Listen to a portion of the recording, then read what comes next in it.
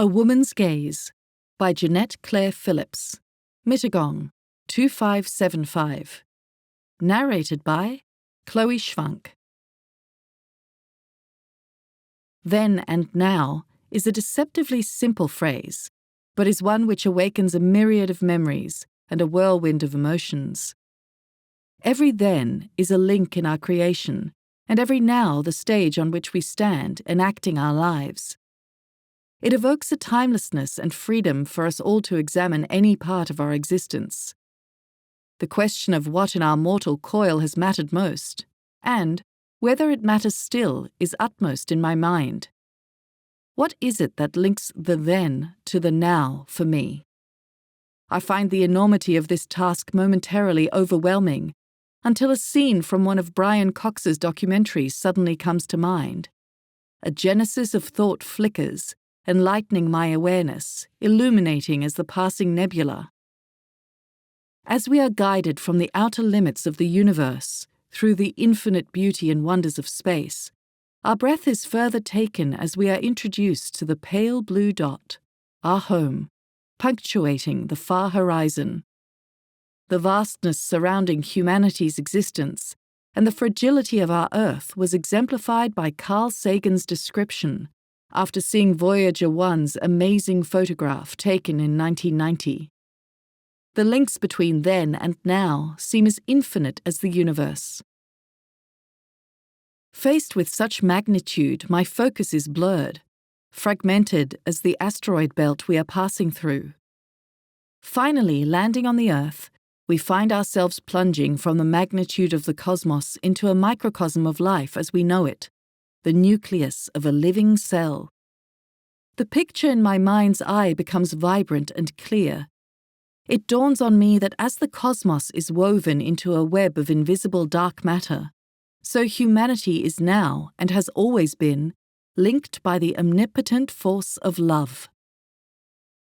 My gaze travels away from the hugeness of the universe, focusing inward, to see how and why love has always been the key to our existence.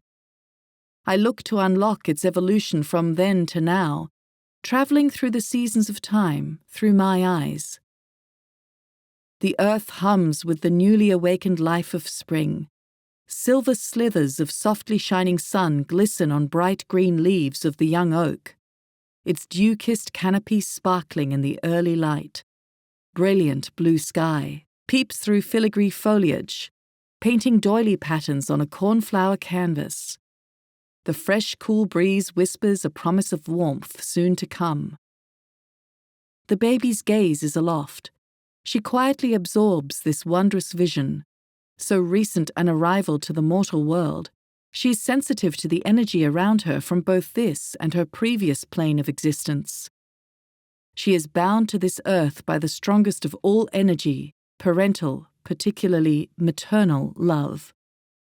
Just as the oak tree shelters her from the full force of the elements, allowing her glimpses of the world beyond, so the baby's parents protect and prepare her for her unique journey, shielding her with the strongest armor they can provide in this, the spring of her life, love. Yes, it mattered then. Hot summer sun glows overhead, a fiery orb in the azure sky. The oak tree, now strong and lofty, proudly lifts its branches towards the heavens. Its amber life's blood pumps rhythmically in time with nature. It sighs in contentment under the pulsing solar rays, roots outstretched, embracing the warm, nurturing earth. It basks in its own strength and vitality, exulting in summer tempests, refreshing and untamed. The girl runs wild and free, her heart beating to the rhythm of the tree, for she is still a child of the earth, yet empowered by her parents' love, nurturing and teaching. She grows in mind, body, and spirit, her soul soaring with the eagles, learning of love in its many forms, the love of family, friends, nature, and the love of self. Yes, it mattered then. Swirling autumnal winds tease jewel-coloured leaves from their treetop homes. Flying carpets of bronze, ruby, and gold swoosh over forest floors. The oak tree stands resplendent in green and gold, shiny acorn earrings hanging beneath its leafy coiffure. The rich brown earth waits patiently below, fertile and ready to welcome both leaves and acorns in nature's own time. The young woman cradles a babe close to her heart. With the birth of her child, she discovers a new love, one so strong, so primordial, so powerful she can hardly draw breath. She is prepared, like the oak tree, to stand firmly on this earth shored by the love for her child, bending, not breaking with the winds of change. Yes, it mattered then. Skeletal branches stare, starkly silhouetted, into the water-washed winter sky. The oak tree's gnarled and knotty limbs, denuded of all evidence of life, waver and tremble, groaning and whispering to themselves, not caring who does or does not hear, its arthritic branches tapping capriciously, latent energy laying backstage in its hidden buds.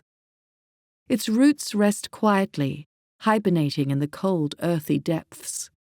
The old oak sleeps in readiness to begin, or perhaps not to begin, its life cycle next spring. The old woman gazes up through the naked tree. She listens as it whispers secret wisdom in its hushed and creaky tones, marveling at its bold beauty, statuesque against brazen sunset skies. She remembers how it looks in all its iterations, drawing comfort from its familiarity.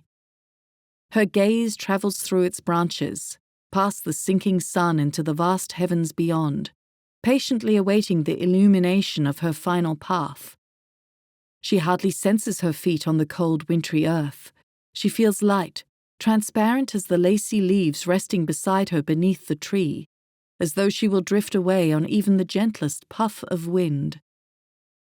She feels nothing in her final mortal minutes, except the one thing that truly matters, the waves of love warmly emanating from her family on this plane and the next, gathered around her, holding her hand and her heart, possessing her body and soul. Love. It mattered then. It matters now. The end.